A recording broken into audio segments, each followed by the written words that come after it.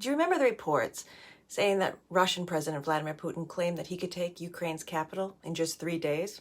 Now, Ukrainians have taken away Russia's capitalization.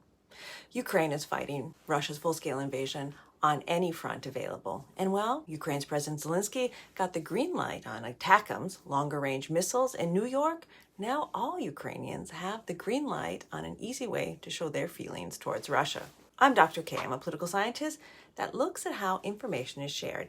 And when we look at Russia's war in Ukraine, communication has been a big part of it.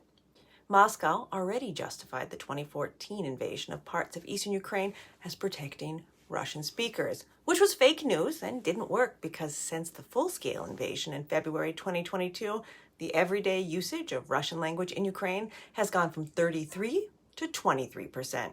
Taking it a step further, many Ukrainians on social media aren't just not using Russian, but they're also only using lowercase letters when referring to Russia.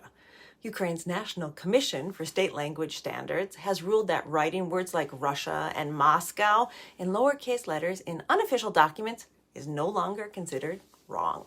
The commission said it made the decision after considering appeals from one of Ukraine's deputy prime ministers, the Institute for Ukrainian Language, and the National Academy of Sciences of Ukraine's Linguistic Institute.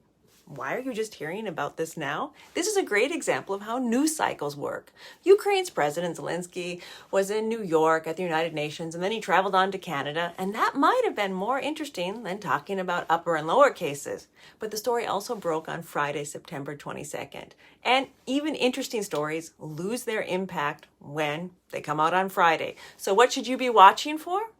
If you start noticing Russia not being capitalized as a proper noun in your own language. And I wonder if the Ukrainian grammar company, Grammarly, is going to change its rules for Russia too.